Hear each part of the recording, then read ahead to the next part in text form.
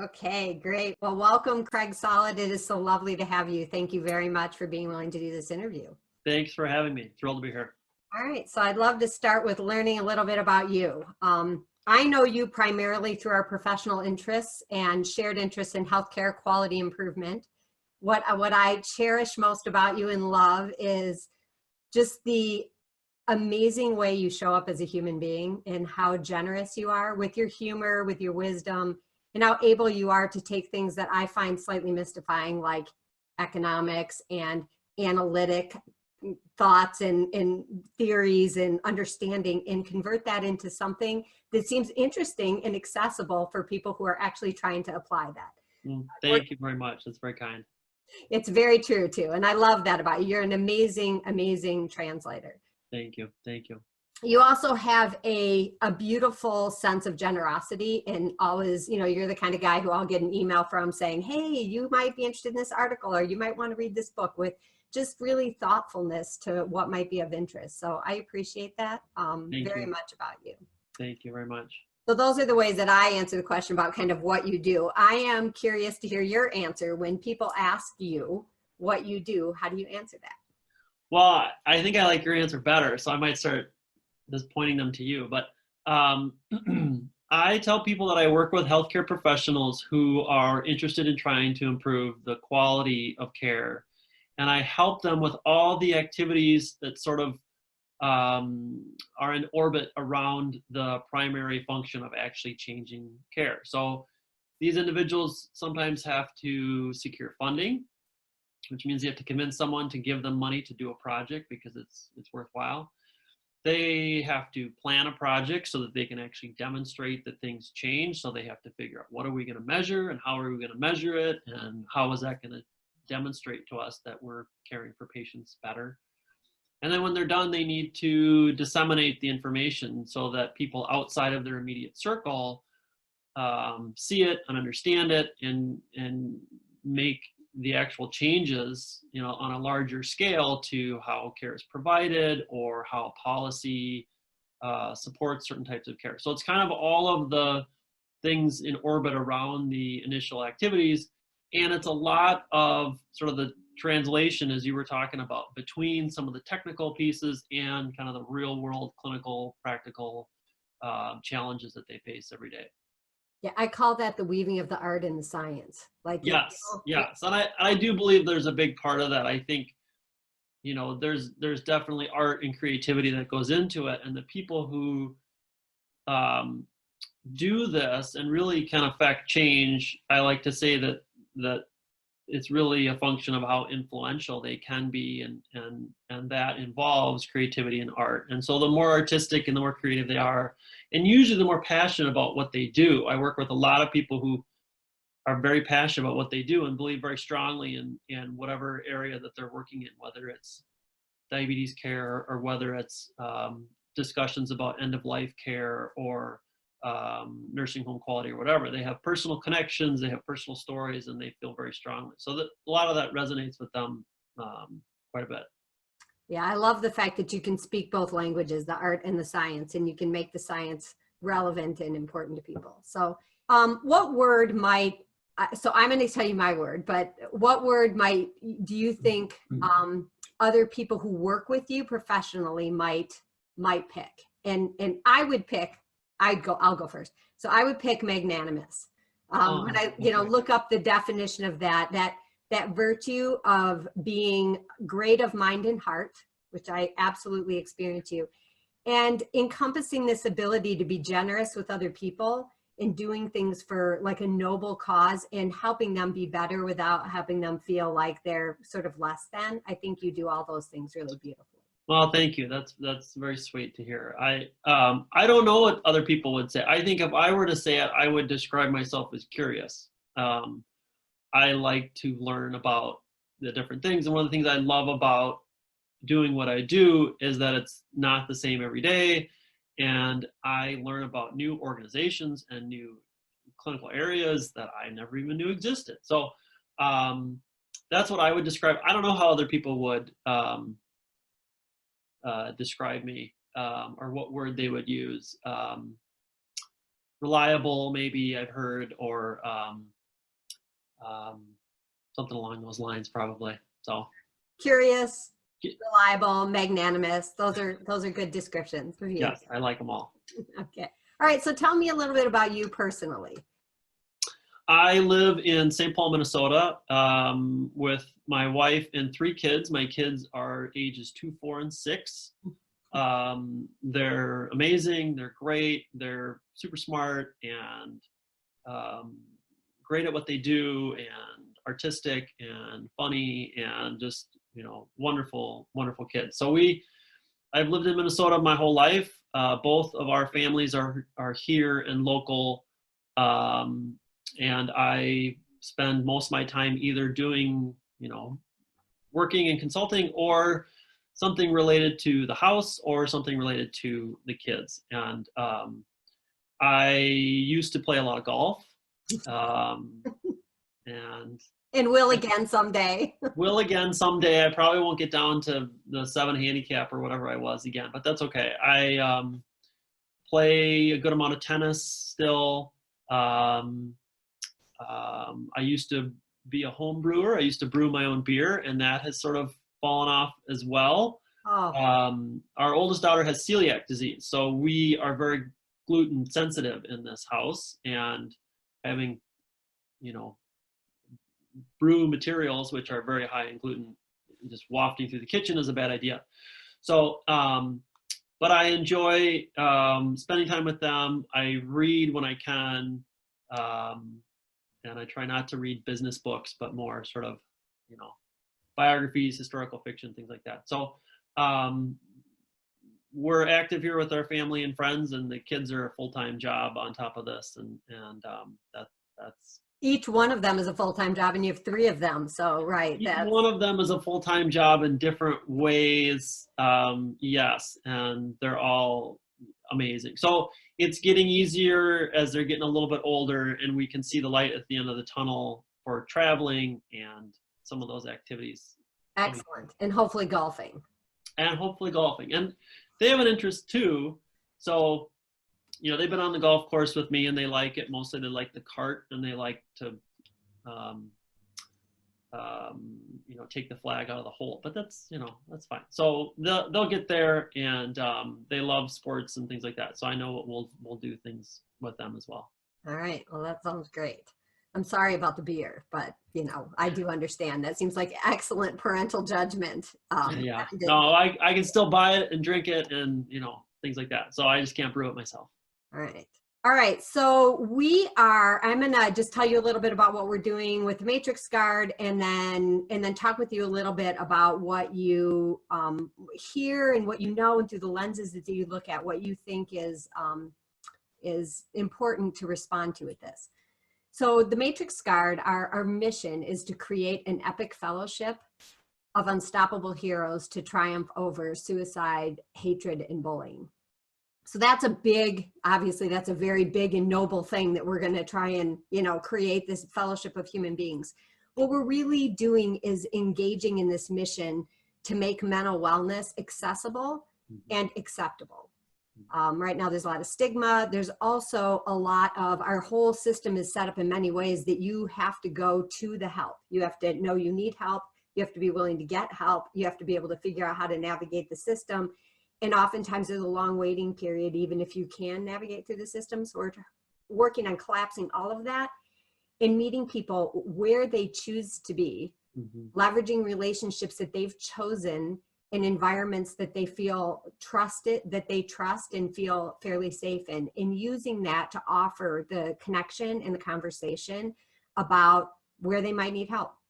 Our ultimate goal is, in looking at our society where we see the rates of suicide and bullying and hatred and recruitment into hate groups just rising and rising and rising, and none of us can be separated from the fact that there are school shootings, and there's such exquisite pain in our society, and we don't yet have a really good way to help alleviate that. So we want to create a solution that's able to reach people before their point of pain is so significant and so exquisite that they would even imagine that harming themselves or someone else would be would be their best course of action.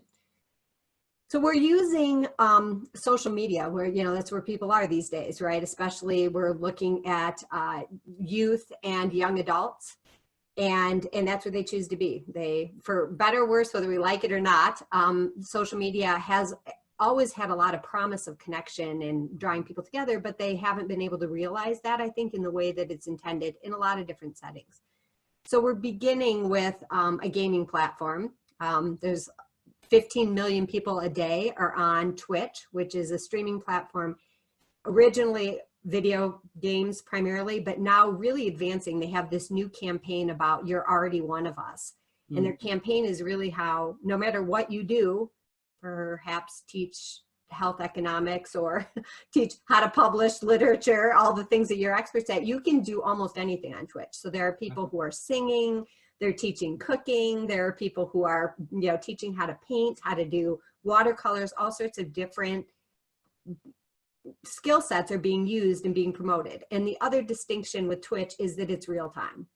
So people are on there, and the person who's the star, the creator, is creating whatever it is they're doing. So they're teaching how to paint or how to do whatever, and their community is in chat, and they're able to interact. They're able to ask questions. They're able to invite other people in the chat to talk about things. They're able to answer questions. They're able to queue up music. They're able to interact in real time.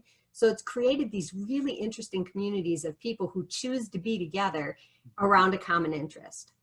So we're starting there. Our ultimate vision is that any place that people are interacting on social media, we could be a solution. We can be a connection and an opportunity for people to be able to get support and also give support.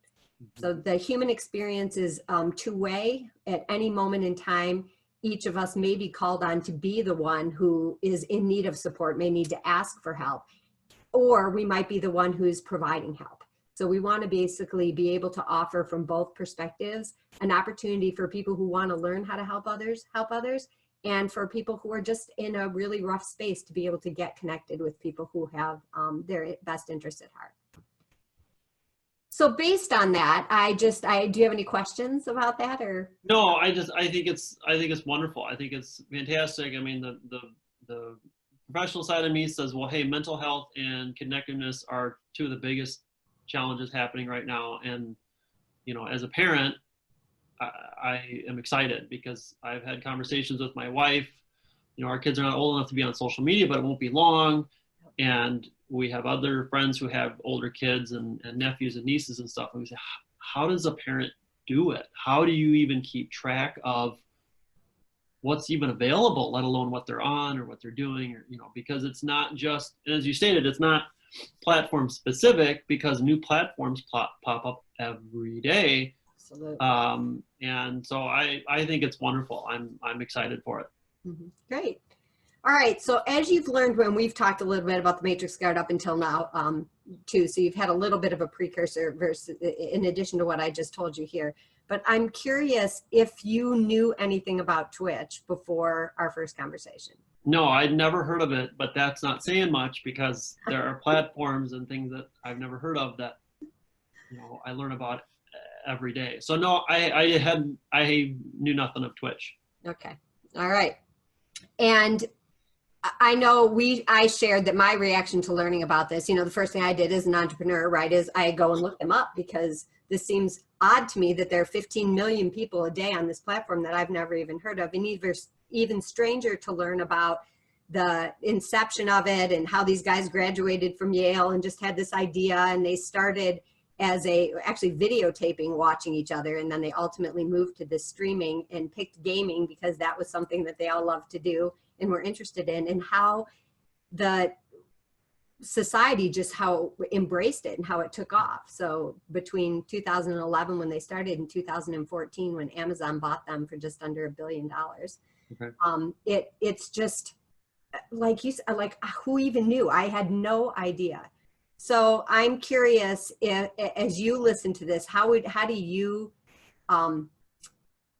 react to the fact that this is out there and that it's so widespread and so many people are engaged in it? What do you think about that? Well, I mean, so a couple things. I mean, one, In my 20s, I wasn't necessarily a hardcore gamer, but I had, a platform. I had friends who did. We would go online and play with each other. And so I get it in a lot of ways. It's fun. It's an escape. It's a way to connect without actually having to leave your basement, and at the same time, there were interactions in those that were less than cordial, for sure. So my reaction is, I guess I'm not surprised in some way, because there's a history of this on other platforms, whether it's Xbox or PlayStation or whatever. It's certainly, I remember thinking at the time, and I think the same way now, it's not regulated. There are no rules. There are no, even some of the accepted norms or customs are just, you have to learn them, and if you violate them, there's not really a consequence. So I think that, beyond self-policing, and I don't know how much faith I have in some of these individuals being able to do that, a lot of it scares me, because I think, wow, would I want my kids to be on a platform where people can just say whatever they want to say, or act how they want to act, and what are they going to learn, and what are they going to hear, and what's their interaction going to be when they could be doing something else. So I get it, and I have to imagine it's not going to go away, and platforms like this are just going to get more common, and be more accessible, and there'll be multiple ones. So if someone is upset on one, they just go to another one, and things like that. So I am fully anticipating that when my kids get older, they will be on something like Twitch, multiple different ones, and I will probably know very little about it. Yeah, I think it's hard to keep up. I mean, even the proliferation of different platforms and social media outlets is just absolutely incredible. So I think as of May of this year, there are 3.5 billion social media users. I think that's like half the planet, right? Like that's really, it's just incredible to imagine that many people are interacting. So, all right. So as we think about building this and looking through the lenses of, you have a lot of discipline around how you think about things, how you think about measuring things, how you think about understanding things. So both through that lens as a analyst and a health economist, and somebody who's done a lot of research publication, peer-reviewed publication type research, I'd love to know what you think might be the most important things that we might consider as we grow and build this. And then I'd love to know the same thing from your perspective as a dad. Sure. I mean, one of the things professionally, yes, everything I do is kind of rooted in data and measurement and things like that. And at the same time, it's given me the perspective to know that the data and the measurement is not everything. And a lot of times means nothing without the context or the stories behind it. I frequently have conversations where people say, well, I'd like to be able to analyze this or do this or demonstrate this. And I say, yeah, there's a method to do that. The results that you're going to get are going to be so confusing and convoluted that no one's going to get anything from it, because they won't understand what it is you actually did or why. So, it's not going to be that helpful. And I think the same thing is true here. I mean, being able to measure connectedness, being able to measure, self-confidence and self-love and things like that might be difficult to do, and will involve surrogates and may be messy, and is important, but it's only important within the larger context of the anecdotes and the stories and the personal testimonials that you will probably rapidly accumulate. So I think that, whenever we talk about what do we want to measure, what do we want to show, we also think about, well, how will we use it, and what will we do with it, and who are we trying to convince or influence, or what are we trying to say? Because it may be the fact that if we are simply trying to sort of spread the word and provide something that others will resonate with, maybe the hard data and measurement, maybe those aren't the right things. Maybe it's the case studies and the testimonials of, I was in this place, this happened to me, the matrix guard was there for me, and it did this for me. So I think that that's from my professional point of view. Of course, there's always part of me that says, yeah, if you could get some data, that'd be great. We could figure out something to do with that, I'm sure. And it's always nice to be able to say, well, here's what's really going on, sort of if we can explain it. And there's some data that backs it up here. As a dad, it's about a lot of those intangibles. It's about peace of mind. It's about level of comfort. It's about confidence. It's about letting my kids sort of explore on their own without me worrying that, should I really, am I throwing them to the wolves? Is this really a bad idea? So from those, I think as a dad, I would be more influenced by some of the testimonials as well. And then maybe, and I don't even know how to quantify this, but measurements or experiences that my kids would tell me that they had, as opposed to as an outsider, I would look at and see how many people answered this question this way. You know, what would my kids tell me about it, about the experience, about the matrix guard, about the individuals that they meet, and their reaction to it would be more important to me than any data or measurement that I would see separately, I guess.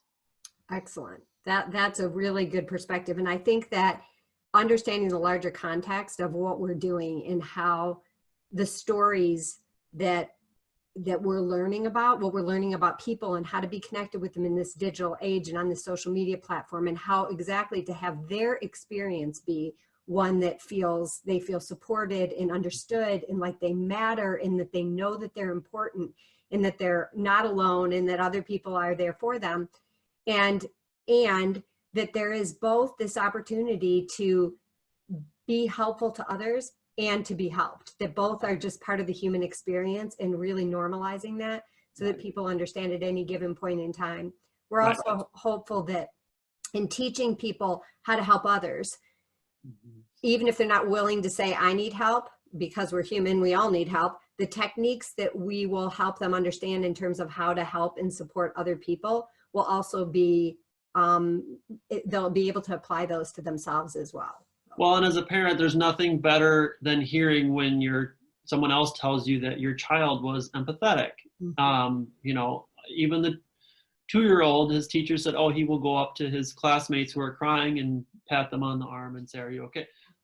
I mean, what a wonderful thing. And so yes, if our kids can learn, and it's amazing how young they even learn some of this stuff about how to be empathetic, how to be, you know, kind, anything and everything that they can learn that sort of continues to develop that within them is of course a great thing. And they will have to learn how to do it, not just in person, but in a virtual world, and through social media, which probably takes different skills and is a different sort of interaction than the individual sort of face-to-face empathy that they learn, you know, in kindergarten or first grade very, very early on. Exactly. And we're learning that too, how to interact in a virtual world on social media. I know we both work virtually, and these are different skills. They're not the same as the skills that you use when you're sitting with someone. Right. So teaching those skills and doing it young enough that they can understand both how to apply them to themselves and how to apply them to others. And when they can learn them from someone other than me, it's one thing to, oh, my parents tried to teach me this, but if they feel like they learned it on their own, or they went out and discovered it themselves, you know, in a lot of ways that has a bigger impact on how it affects them going forward, for sure. Yes, I totally agree. It's a definite and. It's lovely for them to learn it from their parents and hear from other people who are not their parents that that's actually good. So, right. All right. So thank you so much for being willing to talk to us. I think the last thing I would ask you is if you could state back from what you've heard me talk about, what you know about what we're doing in the Matrix Guide, sort of your explanation of it in your own words, that would be great. My impression is that you are trying to create a network of individuals who will be aware and available to help anyone and everyone on social media, starting with Twitch, who may need help because they feel a lack of connectedness, maybe struggling with being bullied or struggling with other mental health problems, to provide them a very accessible, available opportunity to get the help that they need, so before things go too far down a road that they shouldn't.